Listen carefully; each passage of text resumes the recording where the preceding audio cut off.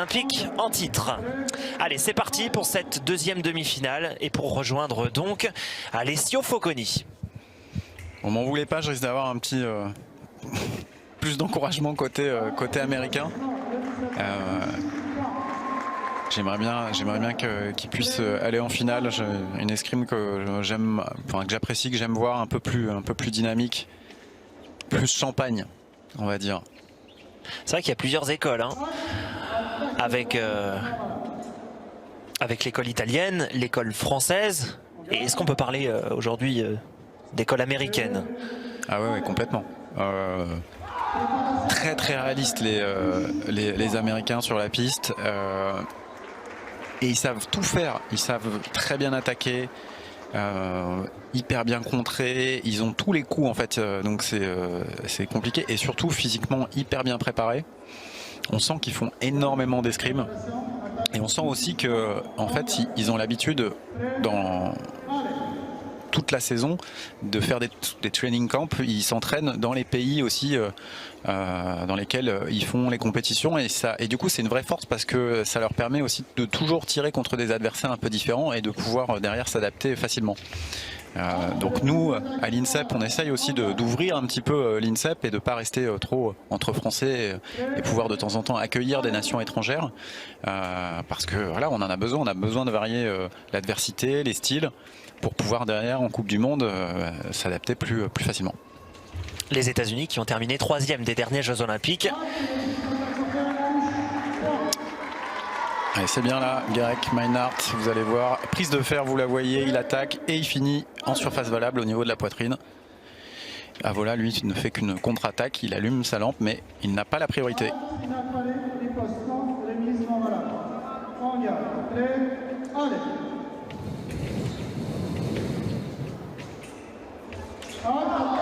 Allez, ça touche l'attaque de Meinhardt. Très bien exécuté. On a vu la fin de l'action, mais ça a touché.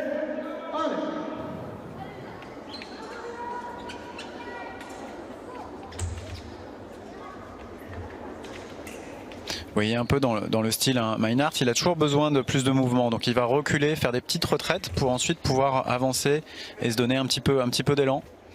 Ah voilà, c'est le style un peu plus aussi sur les jambes, un peu comme Focconi tout à l'heure, peu de déplacement. Et donc là, c'est l'attaque de Meinhardt. On l'a vu, il a commencé son déplacement vers l'avant, il s'est jamais arrêté, il a porté une touche dans le dos de son adversaire en utilisant la flexibilité de sa lame, il a fait ce qu'on appelle un coup lancé. Et voilà, porte réclamation, ou du moins il demande la vidéo, mais selon vous, il n'obtiendra pas gain de cause. Voilà, ça a été confirmé par l'arbitre. Chaque tireur a le droit à 2 jokers vidéo, tant qu'il a raison. Quand il demande la vidéo et que l'arbitre lui donne raison, il conserve ses cartouches, comme on dit. Mais en tout cas, là, ah voilà, on a grillé une. Et ça peut avoir de l'importance sur une fin de match.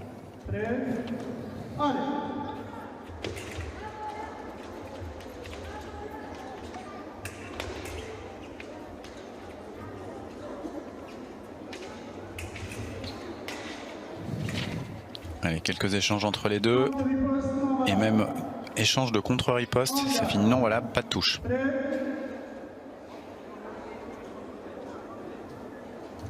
Ah voilà, qui est retourné un peu plus au fond, prendre un conseil de son coach.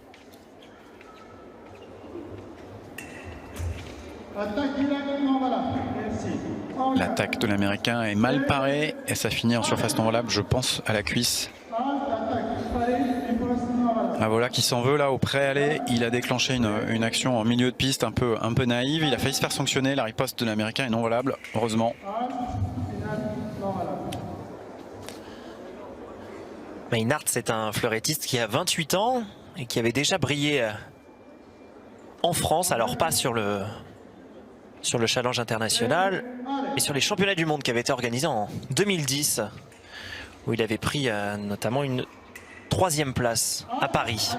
Alors on va préciser même où c'était parce que ce lieu, c'était au Grand Palais. Ce lieu a de l'importance dans les années à venir, puisque le Grand Palais en 2010 avait accueilli l'escrime et ça s'était tellement bien passé, c'était tellement incroyable et spectaculaire comme lieu pour accueillir un sport de combat comme celui-ci que, et ben, du coup dans la perspective des Jeux Olympiques et Paralympiques de Paris 2024, évidemment, le Grand Palais est l'une des infrastructures retenues pour l'escrime et pour le taekwondo.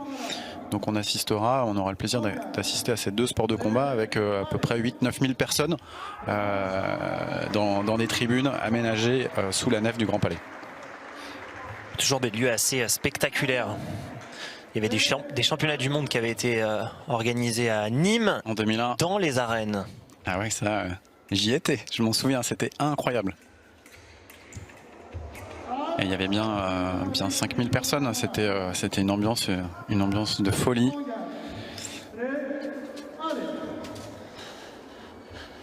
Allez, Meinhardt qui mène 4 touches à 3 face à Giorgio Avola.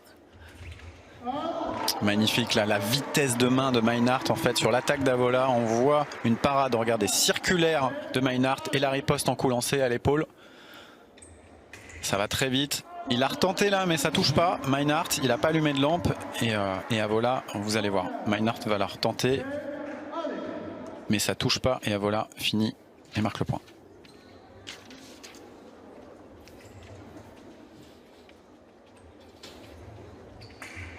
Ouais, belle action lancée là de Giorgio Avola. Il a bondi vraiment. C'était bien masqué en flèche. Et vous avez vu la pointe se déposer sur l'épaule droite de l'Américain. Alors pour parler peut-être un peu de la pointe, en fait c'est une tête de pointe qui est montée sur un ressort. Et il faut du coup appuyer sur cette tête de pointe et déclencher 500 grammes minimum de pression pour que la touche puisse s'allumer.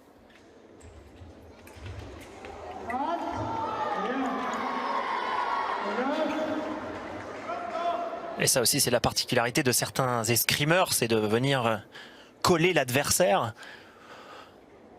Et c'est pour ça que parfois on les retrouve dans un exercice peu académique, mais voilà, l'essentiel dans ces situations, c'est de toucher. Disons que le corps à corps, un peu comme en boxe, hein, si l'un des tireurs effectue une attaque et qu'il est paré, parfois le meilleur moyen d'éviter la riposte, c'est de venir se coller à son adversaire. Donc il y a une tolérance, on peut venir se coller, on peut finalement tous les types de gabarits. Pareil, à un moment où on parlait beaucoup des gauchers, bon bah là voilà, on voit qu'il y a deux droitiers. J'allais vous poser la question. Tout le monde a ses chances. Enfin, à ce niveau-là, en fait, il n'y a plus de. Finalement, le gaucher, c'est plutôt dans les petites catégories, quand on est jeune, que les gauchers ressortent plus. Parce qu'un gaucher, il a l'habitude de rencontrer des droitiers. Et puis un droitier, il a l'habitude de rencontrer des droitiers et rarement des gauchers. Donc au début, c'est toujours difficile quand on est jeune. Et puis là, à haut niveau, maintenant, on sait tous comment tirer ce type d'adversaire. Et lorsqu'on tire quelqu'un sur sa même main, ça pose problème? Du coup, droitier ou gaucher? Pour un droitier, je dirais que non, parce que c'est vraiment la plupart des matchs. Mais gaucher, c'est un peu plus rare. Mais c'est juste la distance qui change. Alors là, c'est un peu technique, mais en fait, quand vous mettez un droitier contre un gaucher, en fait, les deux armes se retrouvent du même côté. Ça rapproche la distance. Donc, mécaniquement, les deux tireurs sont un tout petit peu plus proches.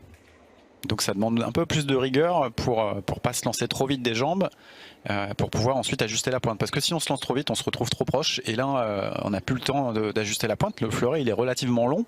Plus la longueur du bras, il faut réussir à recoller la touche. Ouais, Meinhardt, toujours en recherche de mobilité, toujours des petits pas vers l'arrière pour ensuite retourner vers l'avant et se donner du rythme comme ça. Dommage, ça allume pas. Il y a eu un non valable avant de l'Italien Avola. Allez, il faut absolument que Guérec là, remonte même pour derrière pour la finale, pour qu'il y ait un peu plus de l'ambiance à Coubertin, que le public prenne parti un peu.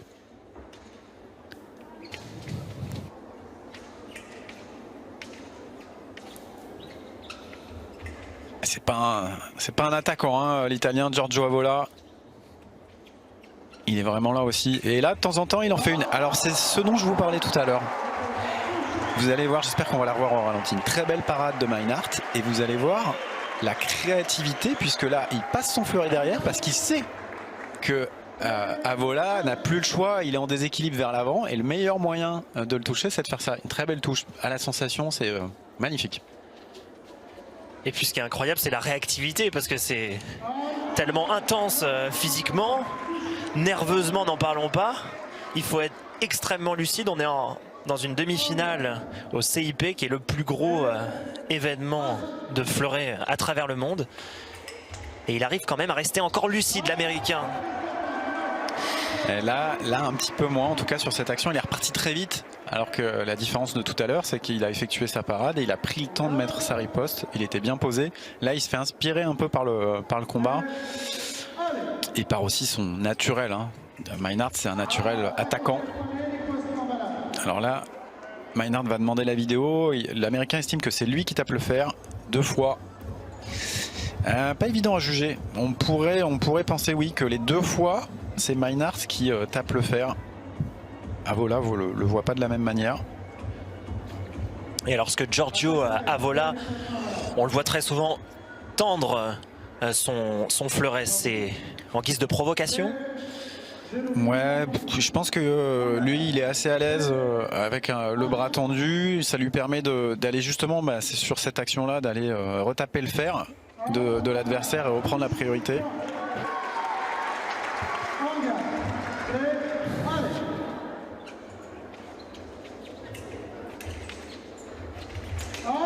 Allez, Maynard là qui fait parler pas que sa taille mais sa rapidité aussi. Vous allez voir sur les petites marches de l'Italien, il va allonger son bras et d'un seul coup reculer très vite et contrer avec une parade l'action finale de l'Italien. 10-10. Maynard qui est bien revenu dans cette deuxième manche.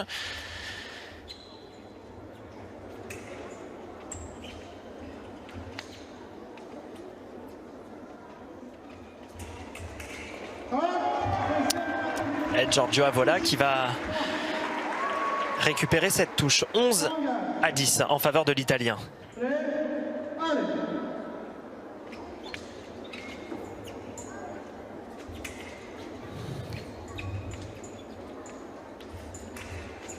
Il contre bien Avola, donc Maynard est bien surpris là. Toujours, hein, il amène ses attaques par des petites retraites, ça lui donne du rythme. Et elle est directe à la poitrine. Allez, la prochaine.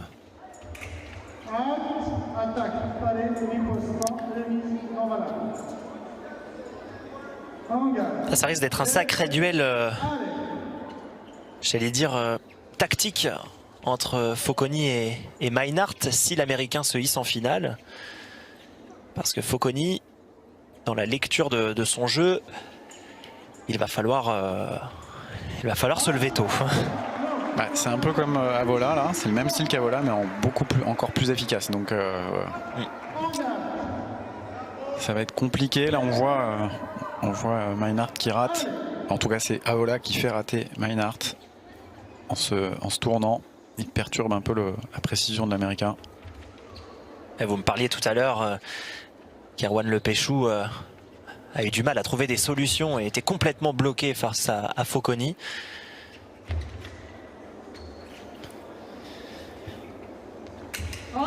La Maynard arrive à trouver des solutions, mais attention parce que Giorgio Avola est devant au score 12-11. Il reste à peu près 4 secondes, ils vont s'arrêter là. Le Français était engagé dans cette compétition. 10 se sont qualifiés pour le dernier tableau. Il en restait un tout à l'heure en quart de finale qui a été éliminé. C'est Erwan Le Péchou face à Alessio Focconi. Allez, reprise. Dernière manche. Il faut aller en 15. Alors Maynard, comment doit-il se comporter? Prendre des risques maintenant? Pas se précipiter. Il faut qu'il crée cette mobilité avant-arrière, qu'il essaye de mettre en mouvement Avola, parce que si Avola se met en mouvement, il va commettre des erreurs, et là Maynard pourra en profiter. Voilà, très bien, l'attaque qui touche.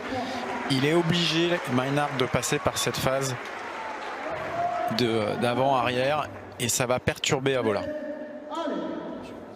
de match, là, on revoit les meilleurs moments de Maynard.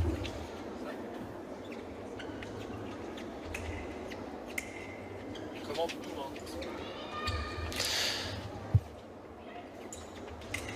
hein. Allez, attention à la riposte là. Magnifique contre-riposte. Magnifique contre-riposte. On va voir. On va voir s'il est sorti de piste, Meinhardt. La même que tout à l'heure. Il ne faut pas qu'il dépasse. Non, c'est bon, voilà. C'est superbe. En appui, un peu en semi-fente. Il arrive quand même à avoir la lucidité. Ouais, c'est ça. Faut garder au moins un pied dans cette surface, sur cette piste. Magnifique en défense là encore. Hein. Allez, Meinhardt qui va peut-être prendre l'ascendant psychologique là sur Avola, 13-12.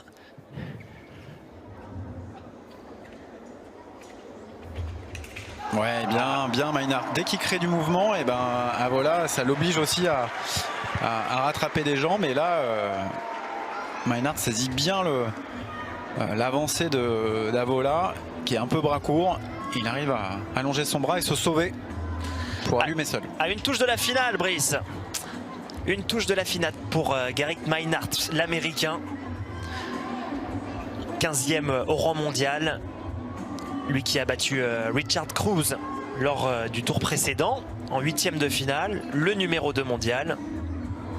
Et qui a éliminé par la suite son compatriote Alexander Massialas, 15-14, dans un match âprement disputé. 15e au rang mondial, ça peut paraître loin, mais en fait, après cette Coupe du Monde, avec les points qu'il marque, il va peut-être rentrer dans les 10 très vite. En fait, ça se joue à peu de points là, dans la zone entre le 6e et le 16e mondial, et ça bouge très vite entre chaque compétition. Donc voilà, Meinhardt qui va, je pense, réintégrer un rang qui est plus du sien. Là, il était un peu loin, Meinhardt, il a déclenché une attaque de trop loin. Il n'a pas surpris du coup Avola. Belle parade là, en carte d'Avola et riposte direct, bien amené par l'Italien. Ah, j'ai peur que ça finisse à 14 partout. Nicolas, je sens que ça va finir à 14 partout.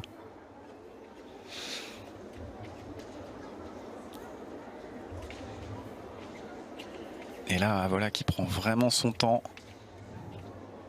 Meinhardt toujours en train d'essayer de chercher de la mobilité. Bien stoppé ça. Gerrit Meinhardt qui va donc se qualifier pour la finale et qui va affronter Alessio Focconi, le numéro 1 mondial. Quel parcours de l'Américain et une très belle deuxième demi-finale.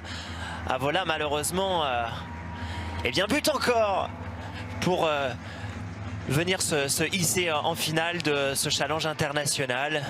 Mais il aura réalisé lui aussi un très très beau parcours, Giorgio Avola.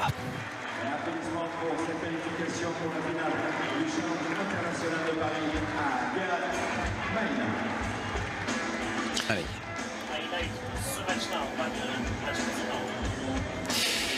Et on va revoir les meilleurs moments de ce match que vous venez de suivre en notre compagnie entre Gerrit Meinhardt et Giorgio Avola. Un duel américano-italien entre le 15e et le 13e mondial. Et donc cette magnifique touche que l'on revoit les plus beaux moments au ralenti. Et comme vous nous l'expliquiez précisément et très justement, Brice, un style bien très intéressant, un style presque d'esthète pour l'Américain qui est bon, on a l'impression, dans tous les domaines. Ouais, complètement. Il a il a des super attaques. Il a aussi de très bonnes parades. La main tourne très vite. Il est capable de riposter à peu près sur toutes les cibles, même les cibles qui sont masquées dans le dos. Voilà, c'est un tireur qui met du rythme, du mouvement. J'ai peur contre Focconi qui bloque le jeu. Ça va pas dans le bon sens pour Meinhardt, mais bon, là il a l'occasion de gagner cette Coupe du Monde ici à Paris. Il va falloir trouver des solutions. Focconi, le vainqueur sortant. Alexander Massialas avait remporté l'édition de 2017. Race Imboden, qui a été éliminé un petit peu plus tôt, a remporté à 2 reprises le tournoi. Et Alessio Focconi donc pourrait faire la passe de 2 et remporter une deuxième année consécutive.